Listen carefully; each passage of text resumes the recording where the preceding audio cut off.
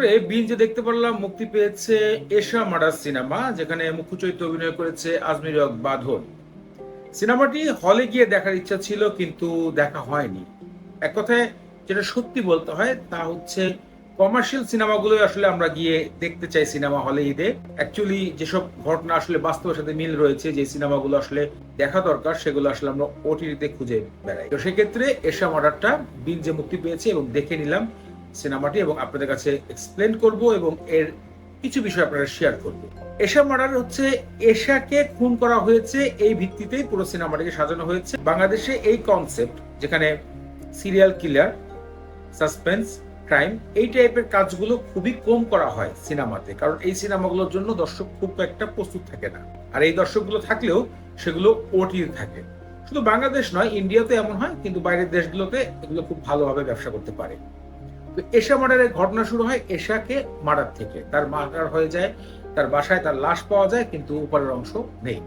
সেখানে police inspector হাজির হয়, যিনি বাঁধন, এটাকে তদন্ত করেন এবং বেশ সিনেমাটাকে টানা হয়েছে।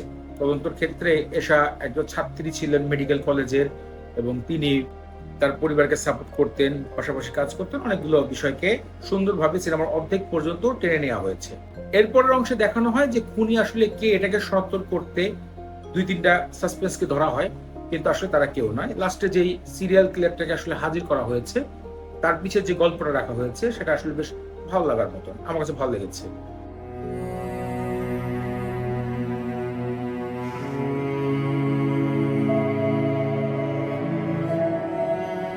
সব থেকে বেশি ভালো লাগে লাস্ট টাইমে এসে, যখন এশার হত্যাকারীর সমাধান হয় এবং পুলিশ ইন্সপেক্টর চান যে এশার বাবার সাথে একবার দেখা করতে। আর সেই মুহূর্তে পরিচালক বা যিনি এইটা লিখেছেন, তিনি যে একটা ধামাকা দিয়েছেন, সেই বিষয়টা আসলে আমার কাছে আরো বেশি ভালো লেগেছে সিনেমাটা। মানে